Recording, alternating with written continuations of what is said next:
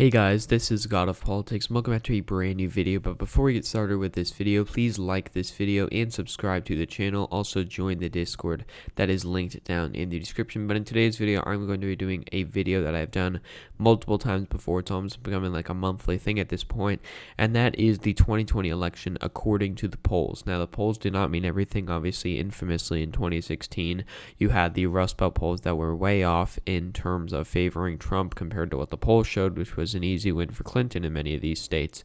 Now, that's kind of proving that the polls don't mean everything, but this is also kind of showing if the polling data, which is one of the many metrics we have in terms of predicting how the election outcome is going to be, what does the polling data show? We have trends, we have, other data, approval ratings, things like that that can show how the election is going to go. But this video is going to be based entirely and solely on the polling. Now, as we can see in the national lead, Joe Biden's up by 9 points currently. If we go over to the electoral map over here, I filled in the states with no polling data. Joe Biden's at 42 electoral votes. Donald Trump is at 22. Now we have all these states here that are filled in gray, are states with some form of polling data, whenever it was.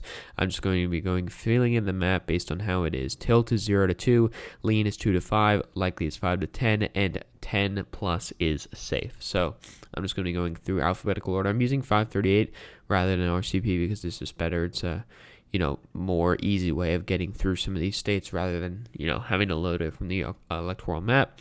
But first, Alabama, Trump is up 15. That would push it into the safe Republican column. Only up by 15, though. Alaska, the most recent polling has Trump up by 3 percentage points, which would actually put that in the lean red column there. Arizona, we have a graph here showing Biden up by 2.6, which would also put this in the lean Democrat column. The next state here is going to be the state of Arkansas, which actually only had one poll showing Trump up by 2 points, which would actually push that into the lean red column. Seems kind of hard to believe. It is probably very hard to believe, but that's what the polling data shows. California, obviously, Joe Biden up by a safe margin, 55 electoral votes there. California, Joe Biden up by 17 points, which is a huge margin, pushing it into the safe column there, which would be quite a big victory for Joe Biden, to say the least. Connecticut, Biden up 23 is what the Quinnipiac poll showed. That would easily push it into the safe column and be a very good result for Joe Biden overall.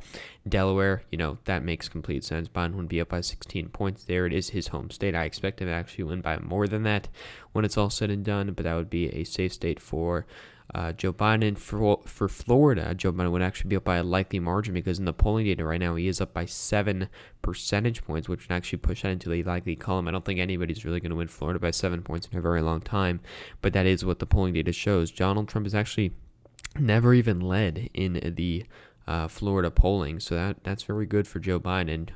Georgia actually would be a tilt blue state. It does have those suburban trends which are making the state more blue, and the polling data right now does show it being very close. Indiana, there was one more recent poll that actually has it safe, but barely on the cusp of being safe. It is a state that did go to Obama in 2008, but with Mike Pence on the ticket, it did help it go by a larger margin. Also with the trends, Iowa would be a tilt Republican, which would be a good result for Joe Biden, all things considered. The fact that Iowa's a state that's trended red very, very quickly, for it to, trend 8-9 points back to the Democratic column, that'd be a very good result for them. As of Kansas, Joe Biden would actually be losing Kansas by a likely margin, Donald Trump winning by a likely margin, which would also be quite a good result for Democrats. And, the kind of gist of this is that Democrats are doing very well overall currently.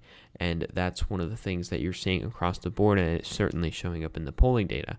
From the Kentucky polls that we have shows that Donald Trump is up 15 points. So that's a pretty good result for him, although he did win it by a lot more in 2016. As for Maine, we don't really have much polling data. For Maine at large, we can see here that Joe Biden is up by a safe margin in terms of Maine at large. As for the second district, we don't really have much polling. We'd have to go all the way back to October 15th of 2019 to see the polling data showing Biden up by 3 in Maine's second district, which would actually put that Maine second district in a lean margin for the Democrat there. Maryland also, easily going to Joe Biden by a safe margin there. Joe Biden's already at 185 electoral votes. Donald Trump only at 71. Massachusetts, again, another state that's very safe for the Democrats there.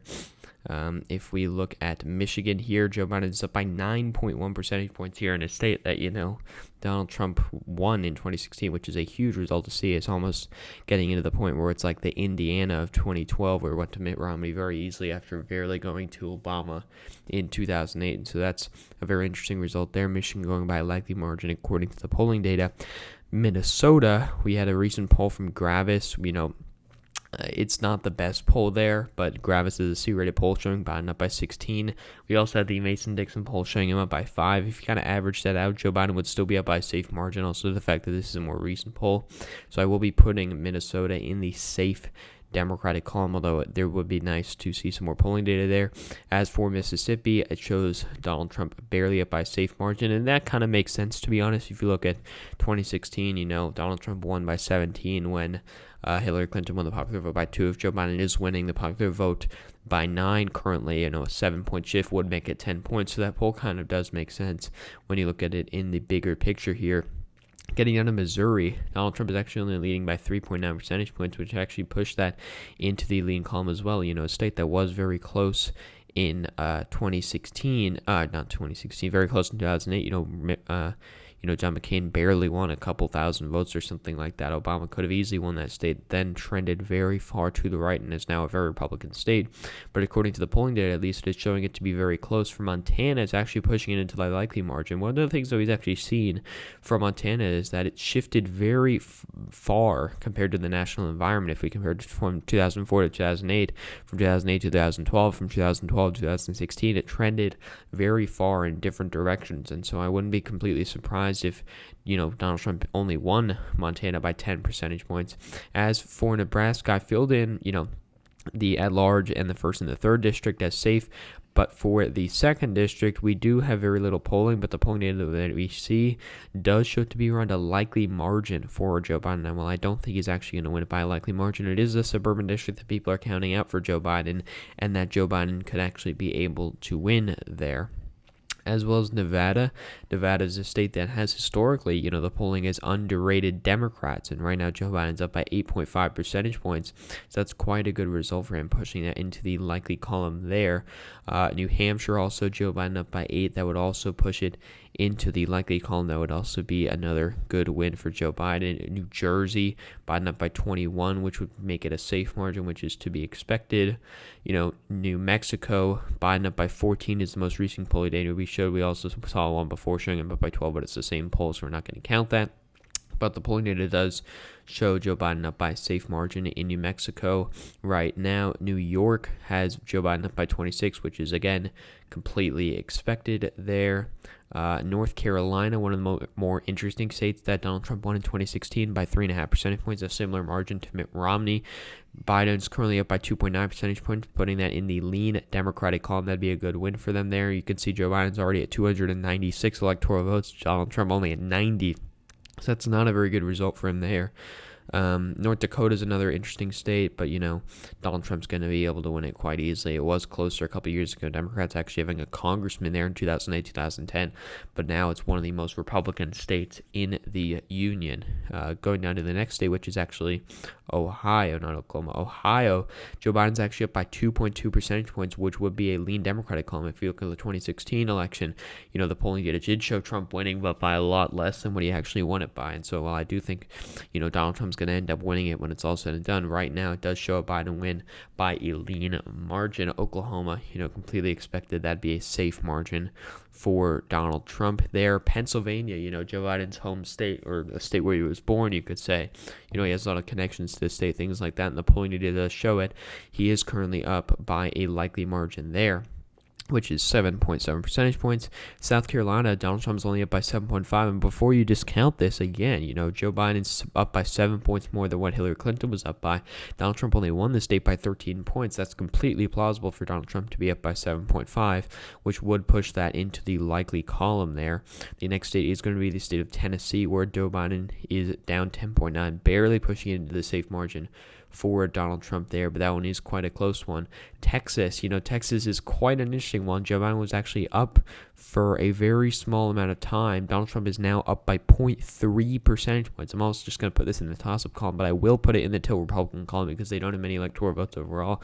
But this is a very interesting state in terms of the polling data that we've seen out of Texas. And again, it's not completely unexpected. This, Joe Biden's doing 7 points better overall than Hillary Clinton, and this is the state that's trending blue, so that's completely expected for this to be in the tilt Republican column. I think that makes complete sense for Donald Trump to only be up that much, especially in a state that's trending blue.